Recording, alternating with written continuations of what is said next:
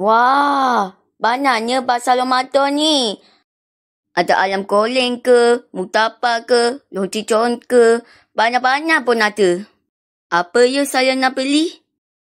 Lah, ada selingkit je. Apa saya nak beli ni? Siapalah orang akan bagi rezeki kat saya? Waalaikumsalam, bang. Ni untuk kamu kerana rezeki ni.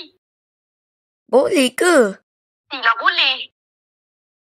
Terima kasih ya, Dik. Sama-sama ya, bang. Selamat berbuka ya, bang. Kamu juga ya, Dik? Nak tengoklah apa dia beli makanan tu. Wah, ada ayam korek. Ini ke plastik hitam? Alamak, habislah saya. Saya kena solok ni. Woi! Dia tu tak puasa dan dia ada plastik hitam. Balas dia! Jap kolan, ini bukan saya. Tolong! Tolong saya! Hehe, padan muka kau.